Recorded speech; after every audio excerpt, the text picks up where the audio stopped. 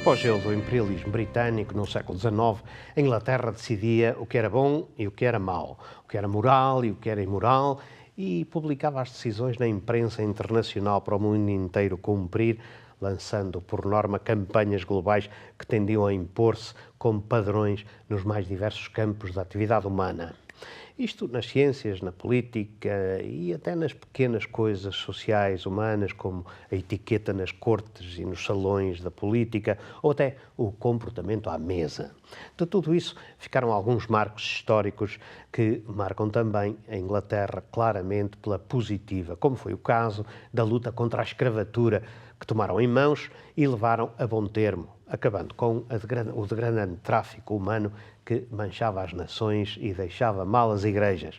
Mas a Inglaterra também se empenhou em aventuras de vergonhosas consequências, como foi o caso das guerras do ópio, em que a toda poderosa marinha britânica impôs à força dos canhões o ópio à China a mando do governo e da coroa.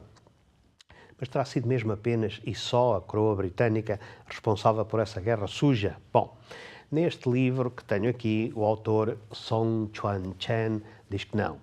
Esta obra está muito bem documentada e, por isso, a opinião de Chuan-Chen Song tem sido avaliada muito positivamente, tanto mais que se trata de um assunto que tem sido pouco abordado, ou, digamos, abordado de uma forma ligeira em obras relativas a esse período da história da China. Mas, de facto, a verdade é que a Inglaterra, a classe política, dividia-se entre os que defendiam a abertura dos portos chineses à força, tal como fariam os americanos relativamente ao Japão uns anos mais tarde, e outra corrente que se opunha, isto apesar de ambos os partidos concordarem que era imperioso trazer a China para o mundo do comércio livre internacional que Pequim teimava em rejeitar.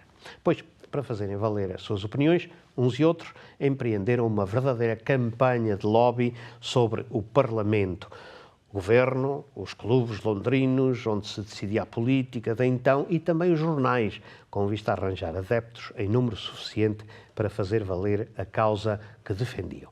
Para isso, vários comerciantes, nomeada, que operavam em Cantão e em Macau, deixaram a China e invadiram os círculos sociais e políticos dos principais centros de decisão do Reino Unido, investindo forte na compra de jornais e, vejam lá, até de circunscrições eleitorais.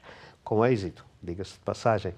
Os grandes jornais britânicos foram cedendo à pressão, a pouco e pouco, até passarem a pugnar unânimes pela guerra à China, a fim de lavar afrontas à honra inglesa, que afinal nunca se soube bem que afrontas seriam essas. Por estas bandas, o jornal que dava eco aos clamores da City londrina era o Canton Register, que apesar do nome não se imprimia em Cantão, mas sim em Macau. Este jornal, que está disponibilizado na internet, constitui, diga-se, uma fonte de informação preciosa para quem esteja interessado neste conturbadíssimo período da história da China e, diga-se, também da história de Macau. Tudo isto pode ler-se aqui neste livro. Chama-se Merchants of War and Peace, British Knowledge of China in the Making of the Opium War. Song Chuan-Chen é o autor. É professor assistente de História da China Moderna na Universidade Britânica de Warwick.